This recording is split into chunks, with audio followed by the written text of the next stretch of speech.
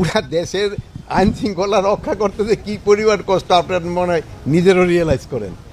তো আমরা চেষ্টা করতেছি আস্তে আস্তে আইন শৃঙ্খলা পরিস্থিতি যেন আরও উন্নতি যায়, উন্নতি। আর এখানে থানা ভিজিটের উদ্দেশ্য ছিল এদের থাকার অবস্থাটাও আপনারা জানেন, তাদের খাবার অবস্থাটা কীরকম এইগুলি দেখার জন্য, এবং এইগুলিতে কীভাবে আস্তে আস্তে আরও উন্নতি করা যায়।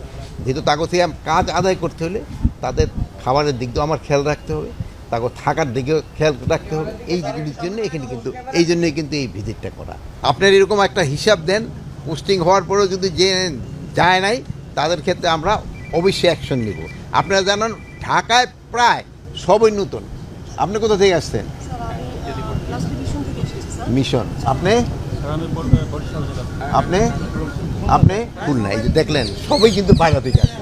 আমরা কিন্তু মোটামুটি আপনার সামনে স্পেসিফিক যদি দুই একটা বলতে পারেন দিচ্ছি না, আমরা যাদের পোস্টিং হয়েছে তাদেরই। কিন্তু তবু আরেকটা দিক ছিল খেয়াল রাখতে হলো, আমরা এবার যে চিন্তা ভাবনা করতেছি যারা ধরেন যে একেবারে নর্মাল পুলিশ সদস্য তাদের একই ডিভিশনে রাখা যায় কিনা।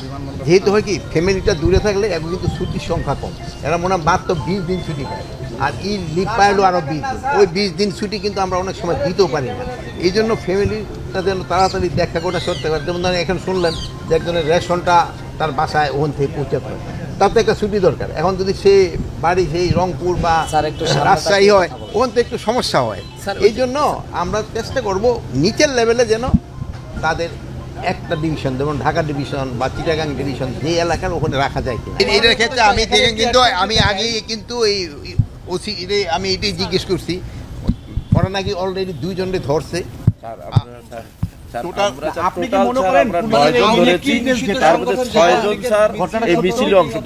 যেহেতু মিছিল হয়েছে, এটা তো আর কোনো, এটার ভিতরে তো কারো কোনো সন্দেহ নাই।